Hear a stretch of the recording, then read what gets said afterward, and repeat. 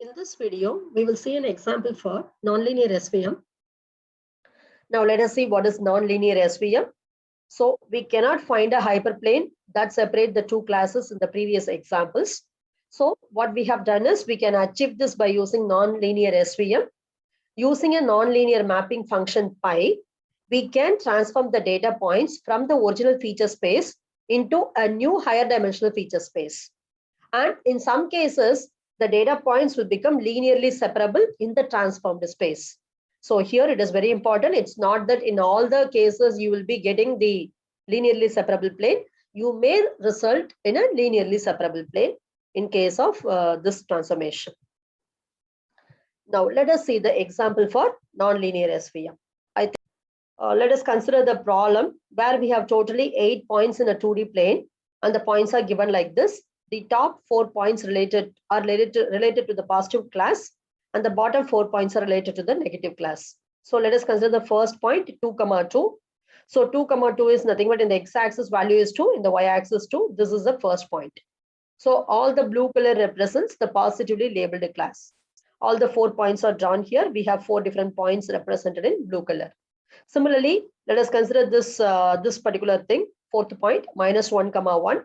So -1 is here, +1 is here. So this is the fourth point. Since they are negatively labeled, I am drawing in red color. So now, in this case, we cannot draw any straight line separating the two classes. So once a problem is given, by plotting it, we can easily identify whether it is a linear SVM problem or nonlinear SVM problem. Now, this belongs to nonlinear SVM. So what we have to do to solve this, we should convert from the lower dimension to higher dimension with the help of kernel function. So that we are going to do now. So for that, we need the mapping function, which is nothing but our kernel function. So consider this following nonlinear mapping function. So the kernel function is now written as it is a function of the two features we have x1 and x2. Okay, because our aim is we want to convert from 2 dimension to 3 dimension now. So your kernel function is going to accept two features x1 and x2, and based upon the value of the features, it will select the third dimension. The third dimension is, suppose if you are x1 and x2, you apply this formula, square root of x1 square plus x2 squared. If that value is greater than 2, you have to find the third dimension by applying this formula. Okay, that is nothing but 4 minus x2 plus modulus of x1 minus x2.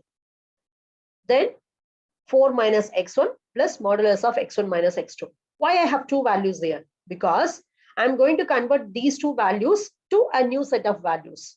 Okay, this is a first dimension and second dimension. I'm going to convert them into the third dimensional plane by applying this formula. Otherwise means square root of x1 square plus x2 squared is not greater than 2. In that case, x1 x2 will be written as such. So now this is the equation. Now let us see how the points will be converted, because we are going to apply all the points in this equation and we are going to determine the new points in the new dimension. Now let us consider the first 4 positive points. We are going to see the transformation of positive data points. The first point is 2, 2. I'll explain for this. Take the point 2, 2. Okay, and then you can check here. You apply the points are 2, 2. You check whether square root of x1 square plus x2 squared is greater than 2 or not. The points are 2, 2. Therefore, square root of 2 square plus 2 squared, that is nothing but square root of 4 plus 4, 8. It is definitely greater than 2. Therefore, you are going to convert those 2 points by applying this formula. So what is the formula now? 4 minus x2 plus modulus of x1 minus x2 will be for the first value x1. And for the second value x2, 4 minus x1 plus modulus of x1 minus x2. So that we are going to apply. Now let us see the first point. So we are now writing 4 minus. So here 4 minus x2 plus modulus of x1 minus x2. So 4 minus, what is x2? Or let me consider this point, because here two values are same. You will not be able to differentiate exactly. Let me consider this 4 minus x2. 4 minus x2 is minus 2. So 4 plus 2 now. Plus modulus of x1 minus x2. So what is x1? 2 minus minus 2. So it is going to become 2 plus 2. So this is the first point, x1. Similarly, for the second point x2, we are going to apply this 4 minus x1 plus modulus of x1 minus x2. So 4 minus x1 is 2 plus modulus of x1 minus x2. x1 is 2 minus minus 2.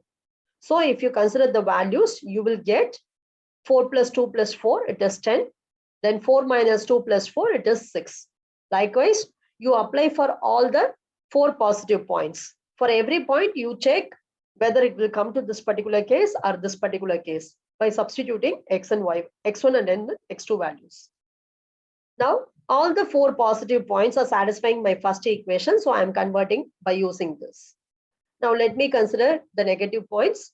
Similarly, we have to transform the negative points. So the negative points are 1, 1, 1 minus 1, minus 1, minus 1, minus 1, 1. Now substitute the first negative point 1, 1 in this equation and check whether it is satisfying or not. Square root of x1 is 1, x2 is 1. So 1 square plus 1 squared. It's nothing but square root of 2. It is not greater than 2. Therefore, you cannot substitute in the first formula. You have to go for the else part. Otherwise, the value will be same as x1, x2. You're not going to do any transformation. You're going to take the same values. Therefore, these 4 points will not be changed when they are applied to the transformation kernel function. So we will have the same points retained. So now what we have done is we have taken the kernel function and we have converted the positive examples from these values to these values. And then negative examples are converted from these values to these values. Actually, they are not converted. They are retained as such according to this particular equation. So now once the conversion is over, you can plot the points and you can check whether they are linearly separable or not. Just see the points now. I'm considering the first point 2, 2. So 2, 2 is now plotted here. This is the first point 2, 2. Consider the remaining 3 positive points 10, 6, 6, 6, 6, 10.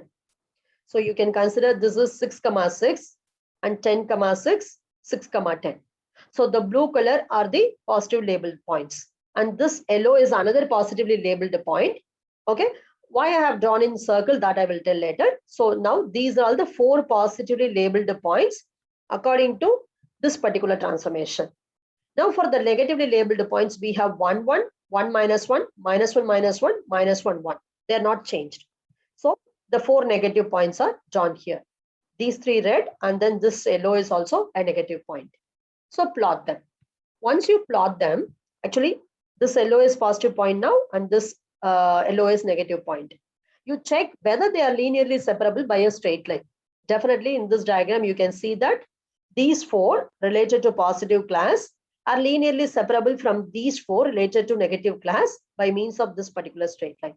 So now you can say that you have converted the data points from a non-linear separable plane into linearly separable plane by applying the kernel function phi. Okay, so now we can say that the data points are linearly separable in the transformed space. So this is called as original space and this is called as transformed space. Now we are going to find the support vectors. You know how to find the support vectors. Now you have to check in the opposite classes which points are closer to each other. So this is actually blue and this is actually red originally. They are of opposite classes. They are close to each other. So these 2 are the support vectors now. Why I'm not taking this support vector? It is not close to this particular point. It is closer, but this is not closer. Now, if you consider why I'm not taking these points, if my support vector is like this, if my plane is like this, definitely these points are away when compared to this point. So I'm taking only these 2 points as a support vector. Right. Now let us see how to proceed. Similar to the linear case, we have to now proceed. The first support vector is this one. It is represented as S1 with 1, 1, the X and Y value 1, 1. And the second support vector is this. It is related to 2, 2. So I'm writing S1 and S2. Then you have to augment them with the bias with the value 1. So the first support vector will become 1, 1, 1. Second support vector will become 2, 2, 1. The last term 1 is related to the bias. Then proceed with the same as linear SVM. We are going to write now 2 different equations because we have only 2 support vectors. The first equation is related to the first support vector S1 and the second equation is related to second support vector S2. So if you consider the first support vector equation, in that the second term will be S1 tilde. And in the second equation, the second term will be S2 tilde. And the first equation is the support vector related to the negative class. So I'm writing -1 in the right hand side. And in the second equation, it is a support vector related to the positive class. So I'm writing +1. And the first term in the two equations are alpha1 S1 tilde. In the second term, we have alpha2 S2 tilde. And we have to apply dot product between different terms. Now substitute the values of S1 tilde, S2 tilde from the previous slide. You will be getting this. Solve this. Now we will get two different equations. When you solve the equations, we will get alpha1 and then alpha2. So these two are the parameters of our hyperplane. Now let us write our weight vector. It's nothing but sigma I, alpha I, Si tilde. So it's nothing but alpha1 multiplied by S1 tilde plus alpha2 multiplied by S2 tilde. Substitute the values of alpha1 and alpha2. Solve these two equations. You will be getting the answer as 1, 1, -3. And if you consider this, in this, the last term is related to the bias B. So we can write B is equal to -3. And the first two terms are related to our weight values, W1 and W2. So we can write W as 1, 1. If you consider this W, now we can see that since both the terms are 1, the line will be, see the line now, the line is like this, passing through the diagonal. Okay, you can even draw the line passing through the diagonal like this also. Okay, but why I have drawn the line like this? You can draw either in this way or in this way. Why the line is drawn like this? For that only we have this bias. Bias value is -3. That means that you have to consider +3 now. Okay, the line should pass through 3 in this axis as well as 3 in this axis. Because of that only we are drawing the line passing through the first dimension as 3 and the second dimension as 3. So it is now passing like this. Okay, so always look at the bias value to determine where to draw the line. If the weight vector is 1, 1, the line should be passing through the diagonal.